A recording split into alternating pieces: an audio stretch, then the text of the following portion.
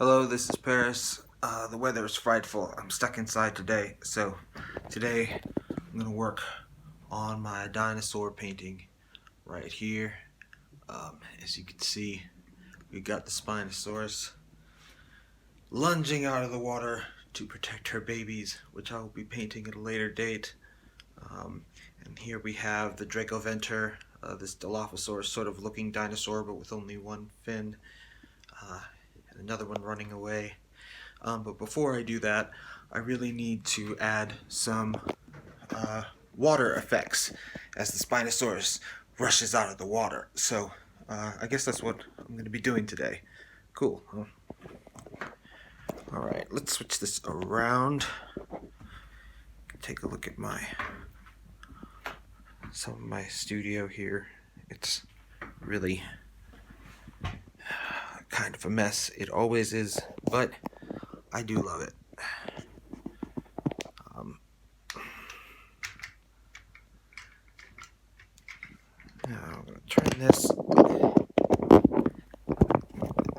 on this. Here we go. And I have it set up pointing somewhat generally in the direction that I'm working here. All right, take a look at this. I've got, we're going to have to do these water effects around our Dracoventor. I don't know if I'm saying that right, but it's a pretty cool dinosaur. And he used a few photos for reference, but in the end, the painting has to be yours. You see there, I have added a line, that arrow right there, that indicates the direction that your light source is coming from. You always want to keep that in mind so that everything in your painting looks right. And in this case, with this painting, since I haven't this painting hasn't had a lot of pre-visualization, so I have not planned this out as well as I might have because I really wanted to. This is my first dinosaur painting in a while, and I wanted to spirit paint, let the inspiration come to me.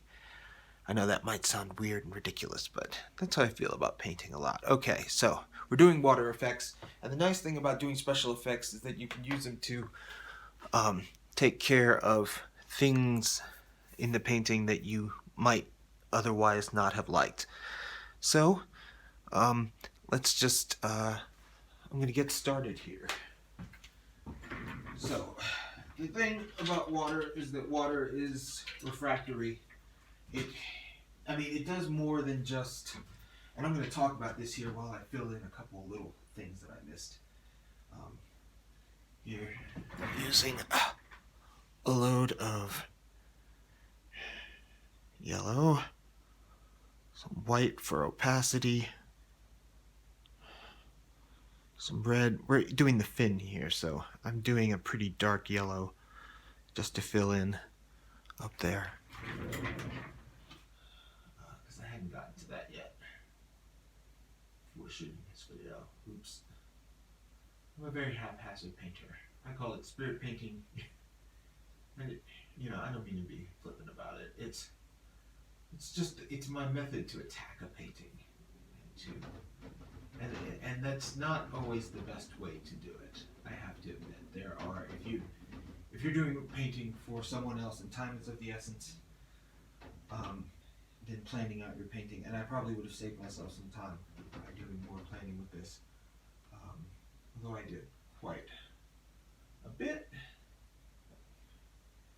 not as much as I would have liked. This dinosaur is changing slightly to suit my knowledge of dinosaurs and my own preferences for this painting. So, just filling in on thin areas there. That helps because that way I can keep in mind shadows, things, we see where our light's coming from, but we want to have as much information as we can. Okay. The main thing, one of the first things that people always want to do, well, that you want to do, is grab a brush, and you want to mix together whatever the deepest color and concentration in your water is. Can you see what I'm doing here? I'm going to focus on the haunches right here. So let's move that. Take a better look. So whatever the deepest color is for your water, in this I'm going for a slightly browny blue. Slightly browny blue. It's gonna. And now I should be using that brush. I ruined so many brushes. Don't do what I do. Save your brushes. But I tend to blob my paint on and rely less and less on strokes. Although I always have one brush reserved just for stroking. Okay. For fine lines and such. Okay. Yeah. And even a little white. Your darkest color in your water doesn't have to be, and you're not going to use very much of this. But here we go. Slightly blue, brownish blue. Okay. Now I want to take a brush, hopefully a long brush, that I can, long bristle brush that I can sort of draw with. This one's not so long, but I can keep dipping it. And I'm just going to draw water on here, and also with a little help,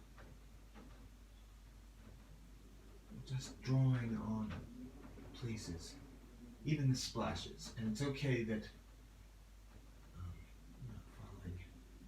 Yeah, with water you can draw on like that, and those dark lines, especially where they shouldn't be, will come in handy. And here, I'm just going to draw a little bit.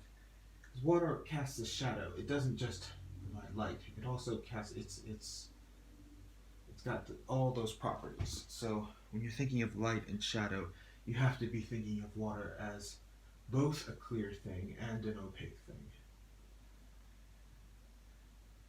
Are we still recording? Yes, we are. Thank you, YouTube, for not turning my thing off. There we go. Splashes, blushes, and splashes, my precious. Now, this is a very large animal, so our water splashes can't be extremely. They're going to be there, but they're not going to be very large.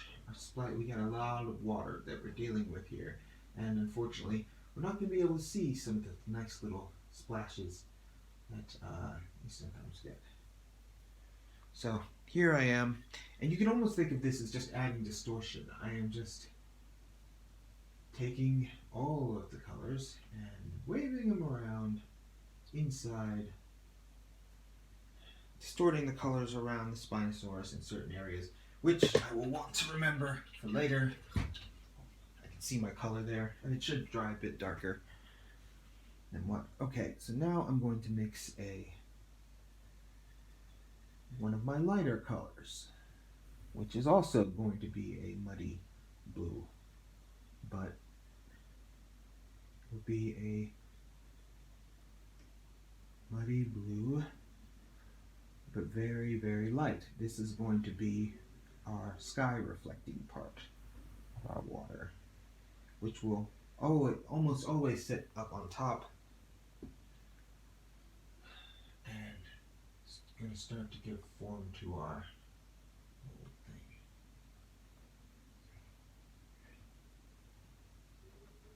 Just spread that liberally around. Leave it mostly on the bottom of where your water splashes are.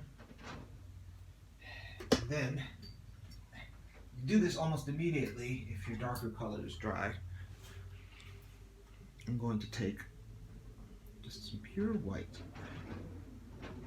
just as little extra colors as I can.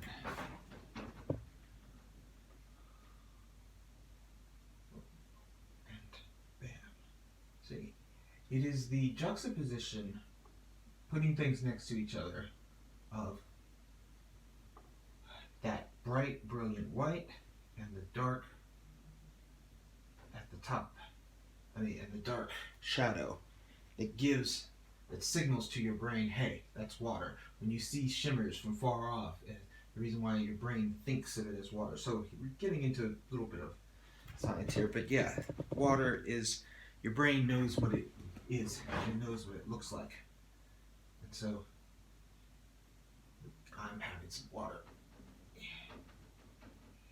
And following our lines here as it drips down the Spinosaurus back. And there. We got a little bit. Now, I'm going to work on expanding that effect a million times and get back to you. But if we go in close, you can see. So I'm going to do that again over here, where I've added some splashes here. First,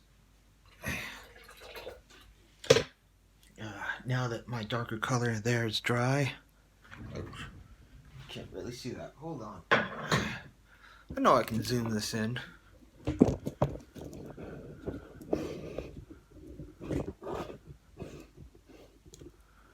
I'm gonna work on this.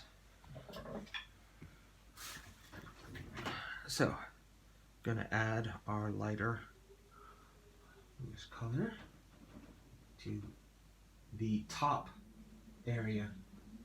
Not all the way up to the top, but a little bit reflecting back up at the sky where the sky hits the water and it comes right down.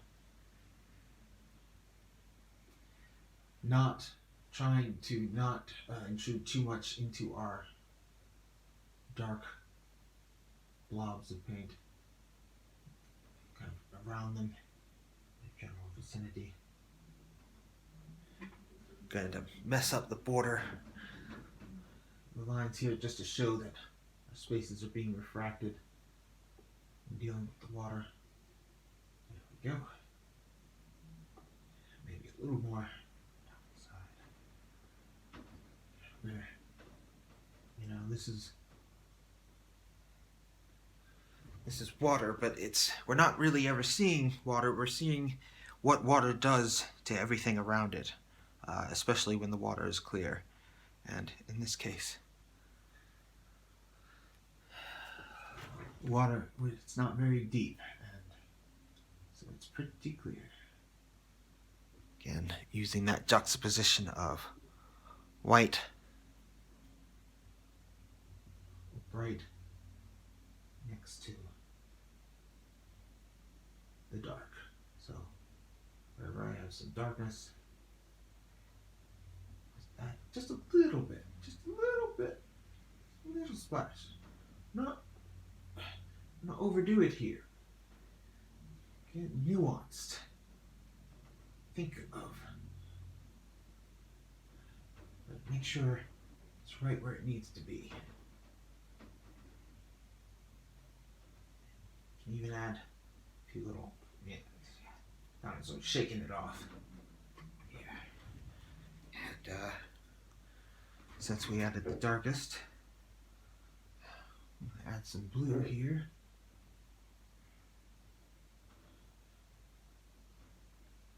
And yeah, when you mess up that border, your brain just says, "Oh, that's light being refracted." So there we go. There's some splashes on our Spinosaurus as it's coming out of the water. Get back to painting this, and once you understand that principle of water, you can paint anything. So that's something I did earlier, where the tongue was coming and the jaw was coming up out of the water, pushing it out of the way. And just by using those same principles, you can paint water. So everything has a science to it. You just got to know what you're looking at and what it's supposed to do. Have a good day. Paris out.